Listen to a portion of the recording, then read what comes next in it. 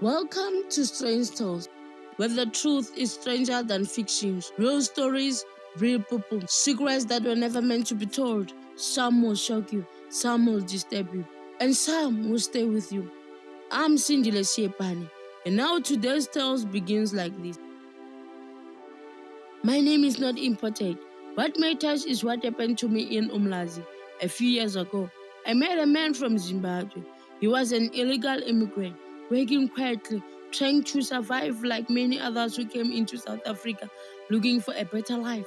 He was calm, respectful, but very private. He never stayed long in one place, always moving carefully, always avoiding attention. We met through people in the community, and slowly we became close.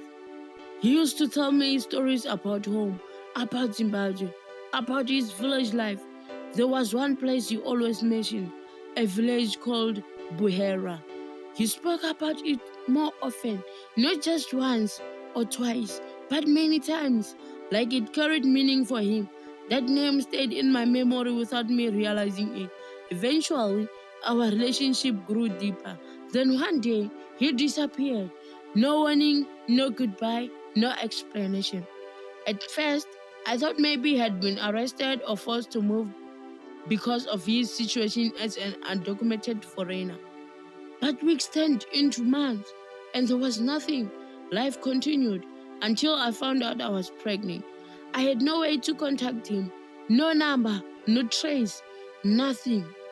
I gave birth to a healthy baby boy, but that's when everything changed. Because as the child grew, strange things started happening. The baby began getting sick frequently, unusual illnesses, constant hospital visits, one problem after another. Doctors tried everything, but nothing worked. We even went to a different prophet, hoping for spiritual help, but every place we went, the answer was the same. They said the child was not fully connected to his roots, that something needed to be done. They said the child needed to be taken to the father's origin, to be introduced properly to his ancestral home. That's when I started remembering the stories the man used to tell me. He always spoke about Buhera in Zimbabwe, and suddenly I felt like I had no choice but to find that place. It was the only lead I had, so I made a decision.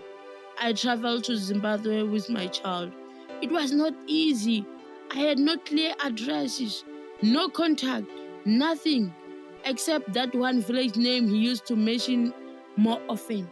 When I arrived in Zimbabwe, I asked around about Buhera. People guided me slowly, village by village, until I finally reached the area. And that's when I found his family. At first, they were confused when I explained who I was. But when I mentioned his name, everything went quiet. His mother looked at me for a long time, and then she asked me something I'll never forget. Do you know what happened to him? That's when they told me the truth. The man I had been with had passed away before I ever met him properly. According to them, he had been sick for a long time. He left home already weak, and at some point, they had performed burial rituals for him in the village. In their understanding, he was already gone. I didn't understand because I knew him. I spoke to him. I was with him. I insisted the funeral had already taken place long before I became pregnant. That is when fear entered my heart, because if what they were saying was true, then how did my child come from someone who was already buried? The village elders were called. Traditional leaders were involved. When they saw the child, they became serious. They said the child carried confusion between the two worlds, and that the ritual had to be performed properly to reconnect his path. Some said it was spiritual confusion caused by unresolved ancestral ties. Others refused to speak further. But what I will never forget is that they never denied the funeral. They confirmed it. And yet, my child was here, alive, growing, and linked to a man they said he was already gone.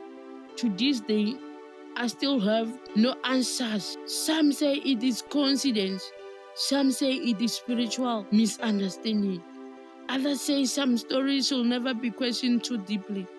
But when I look at my son, I still wonder, did I truly meet a living man? Or did I become part of something that was never meant to cross into reality? If this story stayed with you, there's more waiting. I'm Cindy Lesiepan.